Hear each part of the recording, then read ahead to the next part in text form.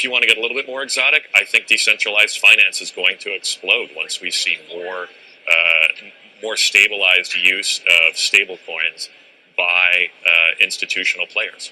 I think right now we're in a risk-off period generally, and if you've been watching Bitcoin, it's almost been a leader in terms of risk-on, risk-off. So I think that's what we're seeing. If we look at our on-chain analytics, what we see is, I'm sorry, I have to get this off.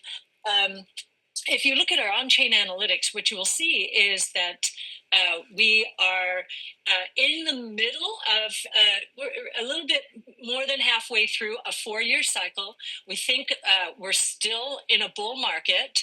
And we believe that the deregulation that we're seeing here in the United States is going to be very important to institutions moving into this new asset class. Asset allocators have to have a point of view on this new asset class. We delivered on the president's promises that he made on the campaign trail. The president was adamant about creating the SBR. We wanted to make sure that we did it right in a way that respected Bitcoin for being so unique, and also gave credence to innovation in other spaces of the digital asset world. So, for us here, we look at Bitcoin, it's not a security, it's a commodity. It has intrinsic stored value that's traditionally accepted. It has, as David likes to describe, the immaculate conception. There's no issuer. And that's why, as you saw in the executive order, we compared this to digital gold. Chinese EV company, BYD. Old habits die hard. I still think it's Boyd Gaming. When did Boyd Gaming move to China? It's not. It's BYD. Jumped in, and Boyd Gaming's still around. Jumped in Hong Kong trading overnight. The company announced a new technology claiming it can charge an electric vehicle almost as quickly as it takes to fill a gasoline car. It says its Super E platform is capable of peak charging speeds of 1,000 kilowatts, not gigawatts. How many did you need for that DeLorean? I don't know. Giga something. Doc? 1.21 gigawatts for Michael J. Fox to go that fast. Anyway, it allows cars to travel 250 miles with just 5 minutes of charging. I think I'm bringing you to Nvidia's headquarters.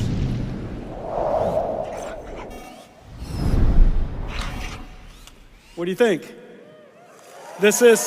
And so today, I'm super excited to announce that GM has selected Nvidia to partner with them. The time for autonomous vehicles has arrived. Tell me that wasn't amazing. Welcome to the Crypto Teacher. And I come back with that video just to make you think. Don't forget to like and subscribe to the channel. And make sure you join the Patrons. If you're not a part of the Patrons, make sure you're hitting the Cash App. And also, guys, make sure you go like and follow the TikTok.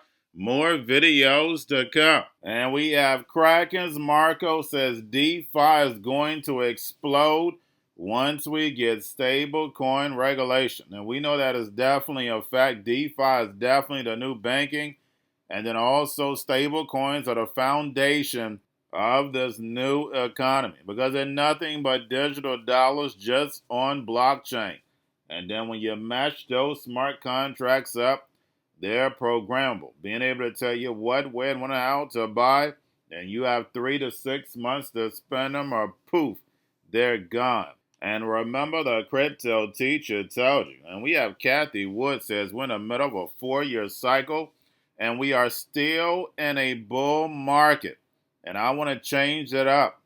We are in the middle of them flipping the switch for this 4th industrial revolution. And right now it's time to build. And that's the reason why Bitcoin, cryptos, and stocks are going to be pumping and dumping. We know the Fed is not going to make a move just yet, but I'm going to get into that later. And we have the narrative, Bitcoin is digital gold, and we know that's for the digital economy, because everything in the physical world is going to be put in the virtual world. So your life is going to be a video game. Virtual goods, virtual food, 3D printed food. Guys, you can't make this stuff up. Now we have China's BYD, and we know Warren Buffett still owns some shares. Even though he sold a lot, He's still a big shareholder. But we have BYD cuts down the charging time for electric vehicles. And guys, we know that technology is already sitting in the back. They can charge electric vehicles just by sitting at the light. And we know they already have the technology where they can put chargers in the road. So therefore, while the car is sitting at the light, the vehicle can charge. Believe me, guys, it's technology we haven't even seen yet. It's behind the curtain. Remember, they need that crisis to bring it out. And then we have Nvidia having their event showing off the robots, autonomous vehicles, and these robots that we used to have back in the 80s. And I told you I had a robot. I just got to go to my mom's old house and get that robot. I might still have it in my house. I just got to look for it. But the robot was called Robbie. And this robot could do a whole lot more than what they're showing us. So just imagine what they got behind the curtain. But if you have Nvidia all in your car, we know they can hack your car and you're going to disappear. And remember, the crypto teacher told you, they no longer have to do the cabal. Now we have Alphabet offers $32 billion for Wiz. And that's all we keep hearing about as monopolies. But guys, can you imagine Alphabet owning your cybersecurity? But that's all we're going to see is more and more consolidation once Trump starts to deregulate. Remember my NWO book, I told you that these corporations are going to be your new government. And again, I'm an old man. When I was growing up, that's all you heard about was monopolies. You better not even try to do one because someone was going to swoop in and break them up. Guys, that's all we have now is monopolies. You have a handful of companies that own everything, and you have so many old people that know better and not saying a word. And we know what's going to happen to them. But guys, remember, my people perished on a lack of knowledge because they rejected. People are willfully ignorant. And remember, the crypto teacher told you. Now we have Paul McCulley on the Fed, and the Fed not being in a hurry. And why they're not in a hurry? Because they want to destroy this legacy market so Trump can build this fourth industrial revolution. We see everything breaking up, everything closing. And every time you turn around, prices just keep moving up. You go into the dollar store, just about everything is either $1.50 or $1.75 now. So you're talking about a 50% and 75% increase. You can't make this stuff up. We are definitely living in our last days of this age. That's all it means, guys. This age right here, it is over. We're definitely going to the digital age because the sheep are definitely not waking up. And remember, the crypto teacher told you. Now, we had Trump airstrikes on the Houthis. And when we look at it now, guys, we can see it was nothing but a distraction for what's going over in Israel. Gaza being struck left and right. And the geopolitical climate is rising. There's definitely going to be a crisis coming up soon. Remember, the NWO calls the problem, wait for the reaction, and run in with a solution. And they never let a good crisis go to waste because you can do things you never would have been able to do. And that's this fourth industrial revolution, where the robots, algorithms, and drones take the economy over, pay each other with crypto, and the sheep go inside the metaverse. And remember, the crypto teacher told you, because he knows when it comes to the NWO, it's all planned out. You have a wonderful day. Another big deal right now, and that's Alphabet's $32 billion deal to buy cybersecurity startup Wiz. This was one that was coming to fruition and then didn't come to fruition and is now back in play again. So how big of a deal is this? Khan's gone from the FTC. The party begins in big tech. In other words, stronger are going to get stronger. They are not going to actually pull back. They're going to accelerate. You look at Wiz, we're talking about one of the golden assets in cybersecurity. And I think it doesn't just end here. You're going to see other big tech players, Microsoft, a lot of the Mag 7, they're going to look to get aggressive on M&A. And I agree.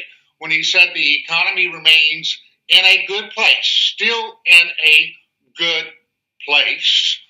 But he also said we have, as everyone knows, very elevated uncertainty. So his conclusion was, we're in a hurry. There is no hurry for us to do anything, and that he wants to, as the incoming data comes in, both on the macro side as well as on the policy side, to try to separate the noise and the signal, and that they will react in the fullness of time, but time is not yet full. So I think tomorrow he will basically reiterate what he said 10 days ago, eloquently, but also not try to provide a whole lot of new information, because he really can't.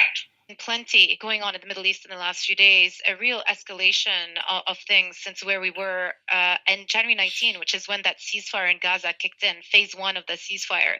I think it's safe to say at this point that the ceasefire is pretty much dead. There is no evident commitment, either from the part of the Israelis or from Hamas at this point, to want to continue with the ceasefire in its current format. And that came to light in the last 24 hours. The death toll obviously climbing. The latest figures from Gaza Health Ministry showing that more than 400 people were killed in yesterday's airstrikes. Going to a different economy, and we're going to be learning more about that as we go, but clearly we're learning that things can be done from remote locations. We're learning that technology can replace people even more than we thought.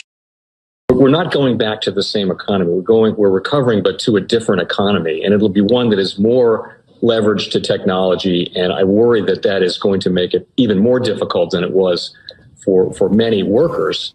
In Silicon Valley, and my friends who work in technology know that what we did to the manufacturing workers, we are now going to do to the retail workers, the call center workers, the fast food workers, the truck drivers, and then even bookkeepers, accountants, insurance agents, lawyers, and on through the economy. So what happened to the manufacturing workers is a very clear sign. And so we'll import Chinese-based CBDC technology. So it's going to be CBDC in a box, provided to you by the People's Bank of China. But every stock, every bond, every currency, every commodity, every piece of art, every private business, every piece of real estate will eventually be a token on a blockchain, an entry on a ledger, permanent and immutable. We will have truth instead of trust, and we will save over $7 trillion a year. 6 to 8% of global GDP is wasted by the friction of the trust industry that's necessary when you have dual entry accounting. With triple entry accounting, which is what a blockchain is, we get rid of all of that friction. It's a beautiful future. Like what you see in China and their social credit scoring systems, right? If we get identity wrong, it could be a tool to enslave humanity. And if we get it right, it could be a tool to liberate humanity. And as an American, I'm obviously rooting for the one that's on the side of freedom. Bitcoin is an international asset. And also, I do believe the role of crypto is, it's digitizing gold. I actually believe this technology is going to be very important. Look at it. We have been part of the huge revolution in investing through ETFs. We believe that ETFs will be changing the whole way we invest. Many people still use it as a means, people are investing it for indexing. No, the majority of people who are putting money in in ETFs are active investors that are buying exposure. The entire bond market is being transformed as we talk right now. I believe the next generation for markets, the next generation for securities will be tokenization of securities. And if we could have that distributed ledger that we know every beneficial owner, every beneficial seller, we all have our code of who's buying, who's selling, instantaneous settlement. And think about it, it changes the whole ecosystem. Chinese bank ICBC has been hit by a ransomware attack, and the U.S. Treasury market, as a result of that, has been disrupted. This, according to the Financial Times. We're getting at more right now with Bloomberg's Shonali Bassick. Shonali, what do we know? Listen, we have the Financial Times now reporting that ICBC, one of China's largest banks here, was hit with a ransomware attack. And remember, they're a very significant intermediary in the Treasury market. The SIFMA has told its members that this has been part of the reason here that the system is kind of clogged up, if you will, during that auction that we saw a little bit before. The attack had prevented ICBC, according to the Financial Times, from settling Treasury trades on behalf of other market participants. A large executive at a major bank also telling the paper that such a large party on the fixed income clearing corp creates major concerns, potentially impacting the liquidity of Treasury markets. Now, it was not just a poor auction. It was absolutely lousy, and you know, when the dealers have to step in to save a treasury auction, that's a rare occurrence. And Cryptoteacher and the new World Order book, plus the 3 kids books. It's time to re-educate. Also, new to cryptos, Coinbase, Bitrue, Binance. Do not forget book links and crypto links are in the description. The stock channel, guys. Don't forget to go like, subscribe, spread everywhere. You have your Kobo, your chip stocks, your banking, your gaming. While everybody's sitting at home, get home stocks, the Seaver, the biotech stocks. And while everybody's at home wishing, they were still getting that free money. What are they doing?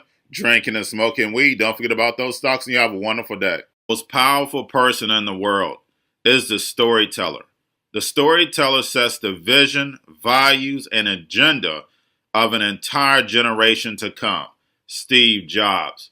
And guys, you know I truly believe in this. When you look at the New World Order, they're the storytellers. And that's the reason why I wrote my New World Order book. But guys, now it's time to change the current generation. And I wrote 3 kids books. You know I love the Trinity because I understand the power that's in it.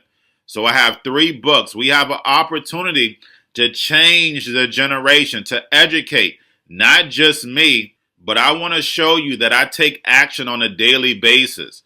And I want you to take action on a daily basis. Whether it's your job, whether it's in your community, we have an opportunity right now to educate the masses. I posted this on my Twitter account. Please share, but this is a short clip of the 3 books. There's going to be a clothing line and action figures. Please get these books for your kids, nephews, cousins, friends, so therefore we can start the re-education now. Because as we see, the 4th Industrial Revolution foundation is definitely here. Robots, algorithms, drones, taking humanity out the picture. We have to re-educate. But let's get into the video.